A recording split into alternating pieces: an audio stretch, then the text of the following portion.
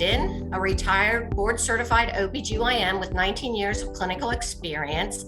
I'm here to talk to you as an advisor for CCM. I'm an expert in women's health and geriatrics, and today we're going to be talking about hypertension. So what is the definition of hypertension or high blood pressure? Well, basically, it's when your blood pressure is too high, and it's because the force of the blood flowing through the blood vessels is too high. How is high blood pressure diagnosed? Well, I'm sure you've all seen one of these machines. It's called a sphygmomanometer. And this one here is shown for someone to use at home.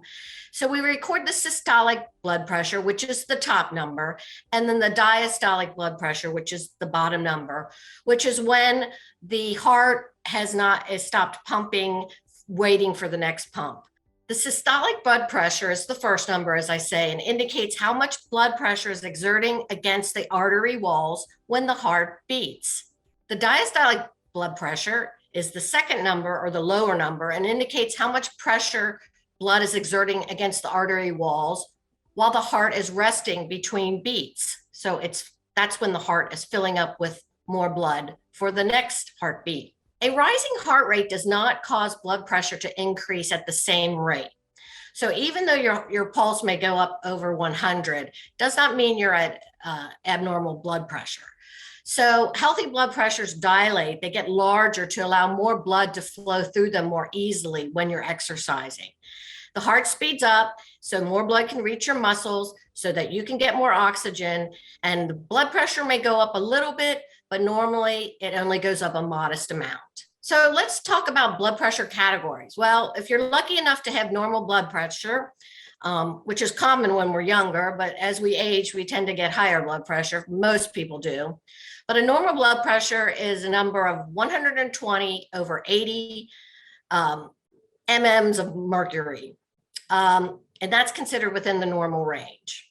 An elevated blood pressure is not that much higher. Anything over 120 and over 80 diastolic is considered elevated, although that's not at dangerous levels. So like other things in medicine, hypertension is categorized in stages.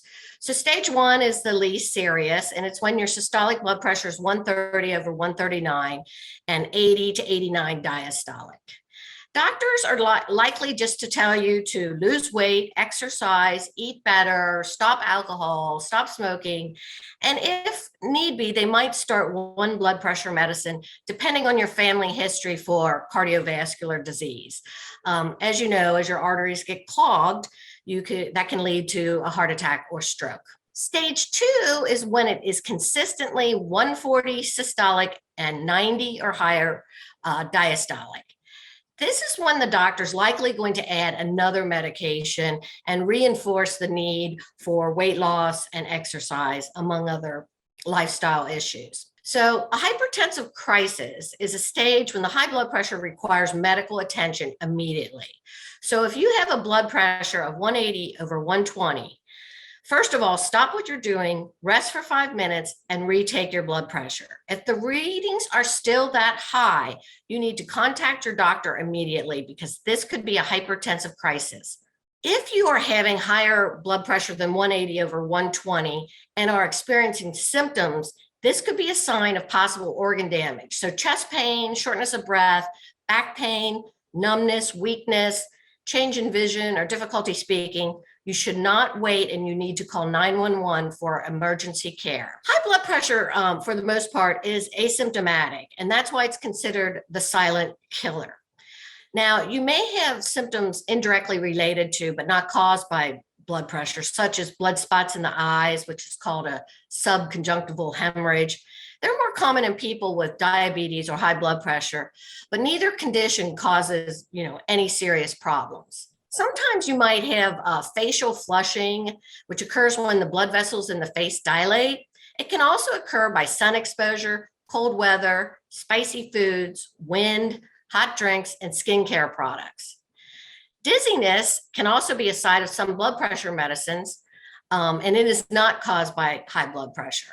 It's usually when the blood pressure is too low. So there's some things you can do and there's some things you just can't do. For instance, you can't pick your family. So your family history of cardiovascular disease is very important. That would include anybody who had a heart attack or stroke.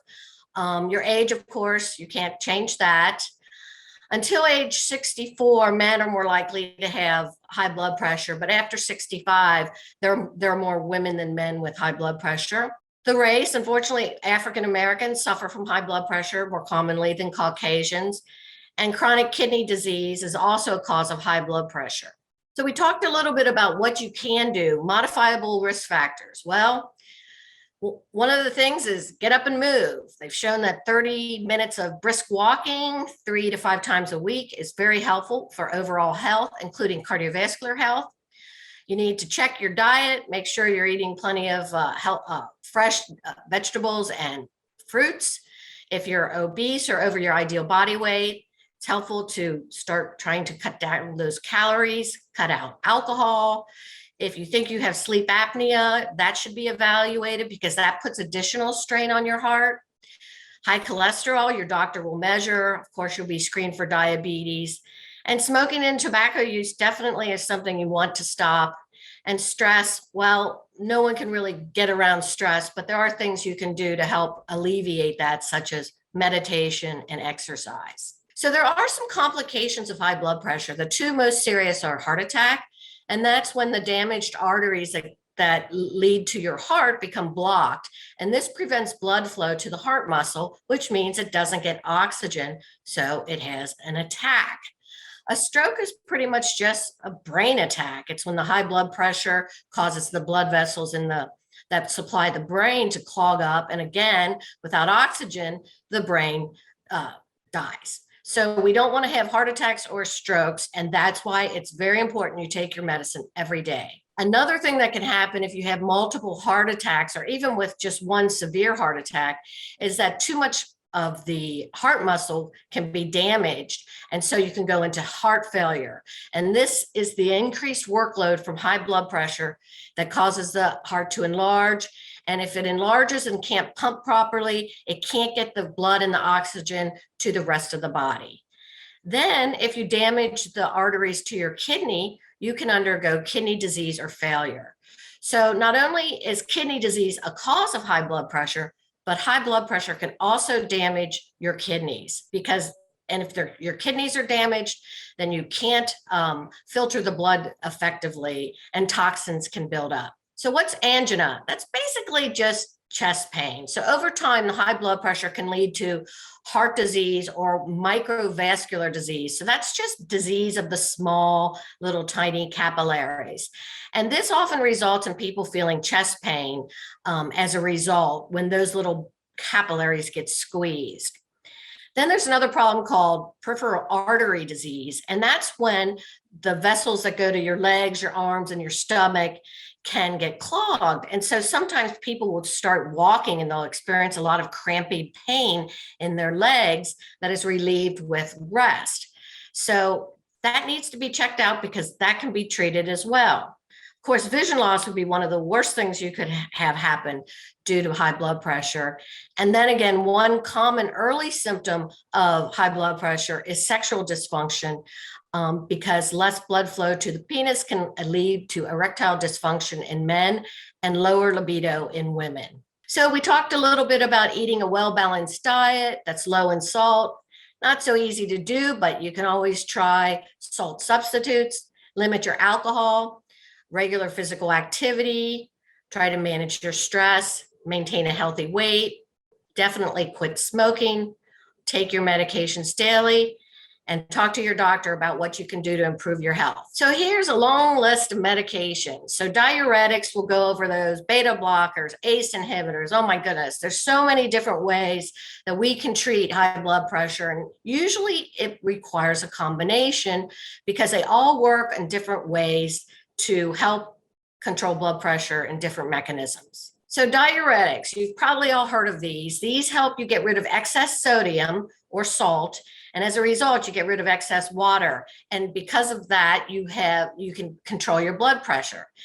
Lasix here is often used in the hospital intravenously, but there's a lot of them, combination ones that you can use. Chlorothiazide is a very common one, and hydrochlorothiazide are also. You might see some of these other ones used in particularly difficult cases to control, but in general, diuretics are very useful. So what happens when you take a diuretic? Well, it can lower an electrolyte called potassium. Symptoms of potassium loss are weakness, leg cramps, or just being tired. You can actually just eat some foods that contain potassium, such as bananas, avocados, citrus juices, and like that. And then you can also get another drug called spironolactone, which is a potassium sparing drug. So if your doctor finds you keep losing too much potassium, he or she may add spironolactone to stop that from occurring. Some people can have attacks of gout if they're on a diuretic, but this is usually from prolonged treatment. That's something where you get pain in your joints, usually your toes or your fingers, and it can be managed by changing your medication.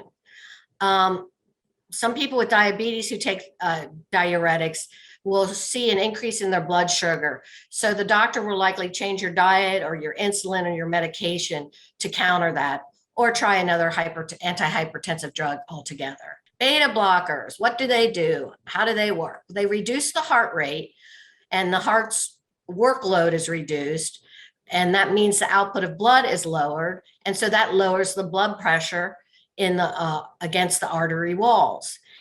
And what's interesting about beta blockers is, so if you look at how they're spelled, like atenolol, metoprolol, propranolol, they almost all end in OLOL. So anything that ends in OLOL is a beta blocker. So you don't want to be taking two beta blockers at the same time, just as a precaution. So side effects of beta blockers: sometimes people have trouble sleeping, they get cold hands or feet, feel tired. Because the heartbeat slowed down, you can also, have some exercise fatigue. You might even develop symptoms of asthma. Impotence may occur. And if you have diabetes and are taking insulin, you will have to have your glucose monitored closely. All right, ACE inhibitors. So ACE stands for angiotensin converting enzyme. Angiotensin is a chemical that causes the arteries to become constricted, especially in the kidneys, but also throughout the body. ACE inhibitors help the body reduce the level of angiotensin, which helps the blood vessels relax and opens them up, which in turn lowers blood pressure. Here's another little pearl to learn about ACE inhibitors. As you can see, there's captopril, enalapril, lisinopril. They all end in pril, P-R-I-L, usually with an A or an O before it. So that's a good thing to keep in mind, because again, you wouldn't want to be on two of those at the same time. Some possible side effects of ACE inhibitors are rashes, loss of taste, chronic dry cough, and in rare instances, kidney damage. Then there's an angiotensin 2 receptor blockades, and they're called ARBs. And they block the receptor so that angiotensin fails to constrict the blood vessel. By this, the blood vessels stay open and blood pressure is reduced. Again, notice the similar spelling of the last 4 to 5 letters of each of these generic names, at least. Valsartan, candesartan. They may cause occasional dizziness, but they are either used, usually ARBs are used, or ACE inhibitors, but very uncommonly would they be used together. Calcium channel blockers, very commonly used as one of the first drugs for hypertensive people. They block the calcium from entering the smooth muscle of the arteries. Calcium is important for the arteries to be able to contract. Calcium is necessary for any muscle to contract, and all the arteries have little smooth muscle in their walls. So if you don't give the muscles calcium, it's hard for them to contract, which means the flow throughout the vessels is lower, as is the blood pressure. So amlodipine is one of the most common ones prescribed, and they of course have brand names like Norvasc and Lotril. There's some other ones like nifedipine, verapamil. Some of these are just used in a hospital setting. Okay, so what are the possible side effects of calcium channel blockers? Heart palpitations are when your goes really fast and you can feel it. Swollen ankles, constipation, headache, and dizziness. So we talked about beta blockers. Well, these are alpha blockers. These reduce the artery's resistance, and so that means they're relaxing the muscles in the artery walls. Mini Press, Cardura, there's the two brand names. Some of the possible side effects of alpha blockers are fast heart rate, dizziness, or feeling like you're going to pass out when you stand up, because your blood pressure might drop when you stand up. So another antihypertensive drug is an alpha-2 receptor agonist. And basically they bind to the alpha-2 receptor. And they decrease the activity of the sympathetic or the adrenaline producing portion of the involuntary nervous system. Adrenaline, as you know, is the fight or flight hormone. So methyldopa is one of those agonists, and it's considered the first line treatment for women who are pregnant because the adverse effects are infrequent and do not affect the developing fetus. However, it's not considered a drug of choice for the elderly and must be adjusted if there's some renal function problems. Methyldopa might cause drowsiness or dizziness. Then there's the combined drugs, combined alpha and beta blockers. And the reason they're done this way is because they work by different mechanisms. And they are used usually in the hospital setting as an IV drip for those who are in a hypertensive crisis, but sometimes they're used orally for outpatient management of heart failure. One problem is that you might experience a drop in blood pressure when you stand up, which can make you feel dizzy. Central agonists also help decrease the blood pressure's ability to tense up or contract. The central agonists follow a different nerve pathway than the alpha and beta blockers, but accomplish the same goal of blood pressure reduction. We already talked about methyldopa. Clonidine is a common one, and 10X is a brand name for a central agonist. So what are the side effects? As we talked, you could have a greater drop in blood pressure when you're sitting up, standing, or walking. You might feel weak or faint if the pressure has been lowered too far. You can feel drowsy or sluggish, dryness of mouth, sometimes fever or anemia, and males may experience impotence. Clonidine can cause severe dry mouth, constipation, or drowsiness, but it shouldn't be stopped suddenly because blood pressure can go up very quickly if you stop it suddenly. And in general, nobody should stop a blood pressure medicine unless they consult their doctor. Peripheral adrenergic inhibitors are not used very commonly. They reduce blood pressure by blocking the neurotransmitters in the brain. When they are blocked, then that blocks the smooth muscles from getting the message that tells them to constrict. Again, reserpine and guanethidine, those are two generic names, but again, they're not used that commonly. So what are some side effects of these drugs? Well, reserpine can cause stuffy nose, diarrhea, and heartburn. Guanidrol can cause diarrhea. You shouldn't stand out in the sun. But no matter what, all of these medications we're talking about, even before this slide, they're all prescription medications. So if you're prescribed them, you should report any side effects to your doctor. Blood vessel dilators, also known as vasodilators. They cause the muscles of the walls of the blood vessels, especially the little arterioles, to relax. And so when they relax, they widen, and this slows the blood flow through the blood vessels. Hydralazine and minoxidil are two of these vasodilators. Hydralazine sometimes causes headaches, swelling around the eyes, heart palpitations, or aches and pains in the joints.